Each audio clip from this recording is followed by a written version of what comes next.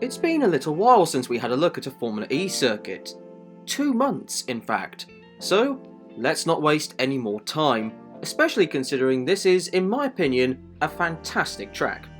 Wait, hold on, you're already saying this is a fantastic track barely 10 seconds into the video, and this is supposedly a failure? Yes, I am indeed saying that, very similar sounding person. Oh well, fair enough. Look, I'll explain later, alright? Anyway, we're heading to South America and the capital of Argentina, Buenos Aires. The track, called the Puerto Madero Street Circuit, hosted 3 Formula E races from 2015 to 2017. Designed by Santiago Garcia Remoy, the track would be 1.51 miles / 2.44 kilometers in length, with 12 corners, 8 to the left and 4 to the right. Hosting Formula E's 4th ever race in its history, the race would take place on the 10th of January. So obviously the drivers competing in this race wouldn't have quite as long of a Christmas / New Year holiday as they may have wanted. One thing that I think is worth showing is one of the event posters for this race, which was awesome. Definitely something that would look cool framed up. I'd even put it in my kitchen. The track meanwhile was equally as cool, if not better than the poster. So much so that this quickly became a fan favourite, and a favourite among drivers. It featured in the first 3 seasons of Formula E, producing fantastic races each time. In fact, it was the only circuit that featured in every calendar for the first 3 seasons. The first corner? It's a hairpin. Usually a nightmare when it comes to the start of a race, as it usually produces traffic jams and absolute chaos. Not this one, however. Whilst the corner has a tight radius, there's a lot of space to utilise if needed. Despite having a fairly bumpy braking zone, this was probably one of the easiest corners on the track. A king to the right leads to a wonderful long left-hander. Whilst this corner is flat out, it's on the borderline of being uncomfortably flat out, with the car looking more and more unsettled the longer the corner lasts. That though leads to the most difficult turn on the track. Turn 4 in principle may be a 90-degree corner. Okay, maybe 80 degrees, but that's up to interpretation. However, it's got to be one of the trickiest right-angle corners in racing history. Its deceptively tricky nature is all thanks to a small right kink that's in the braking zone to the left-handed 90-degree corner. The rear of the car gets nervous entering the turn because of said curved braking area, meaning the drivers will lose control and end up in the Tech Pro barrier. I mean, there was an option of an escape road, however, as you can see here, that wasn't really an option that was particularly utilised. Perhaps because by the time you lost the rear end, you were already committed to the corner.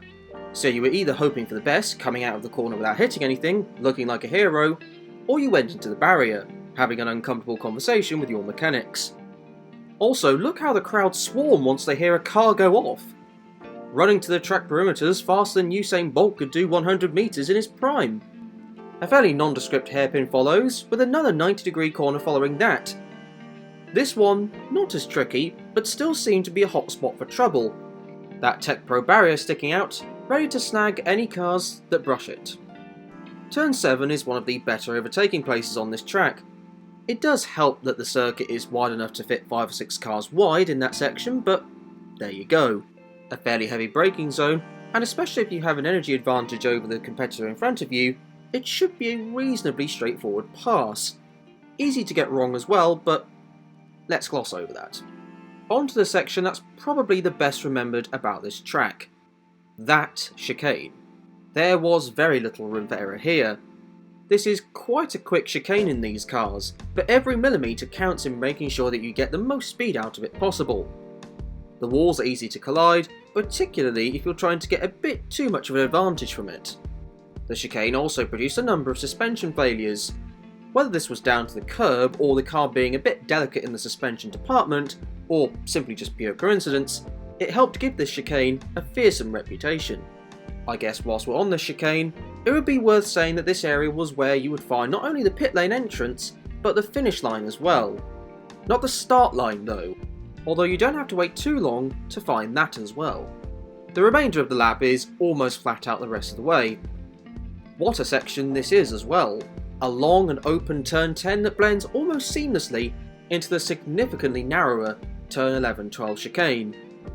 Turn 10 would be a flat-out corner by itself, however doing so would leave the line entering the chicane too compromised, so the drivers seem to sacrifice a bit of speed for that corner. You then get back onto the straight that leads you to the start line and a complete lap of the Puerto Madero street circuit. A nice pit lane onto track merger as well. In fact, personally, I can't find anything glaringly wrong about this track, which makes it all the more surprising that this location would not feature for 2018 and beyond, with in all likelihood never returning again. I've looked long and hard, and all that keeps getting referred is that it was quietly dropped from the schedule. Nothing in relation to cost, disagreements with the event organisers / promoters, or anything like that is mentioned to my knowledge. In some ways, the fact that this was dropped for what on the surface seems like no reason whatsoever that the event promoters could have done, is actually worse than there being a reason such as exorbitant cost, because for a track that was universally appreciated by fans and drivers, it's a massive disappointment that the race left the schedule the way it did. The event was backed by the Buenos Aires government and the Automobile Club of Argentina. This track, in my opinion, doesn't deserve to be a failure. However, purely on the basis that this event only lasted 3 years, I can't say that this event was a complete success longevity-wise.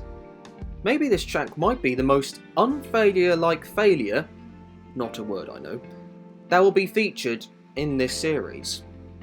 And on that somewhat dispirited note, that is going to be it for this video. Thank you very much for watching, I hope you enjoyed it. What are your thoughts on this track? Only positive ones are allowed in the comments. Okay, I'm just putting in your leg, but whatever views you may have, say in the comment section down below, along with any other street tracks you'd like to see featured in this series. However, until the next video, be kind to each other and enjoy the rest of your day.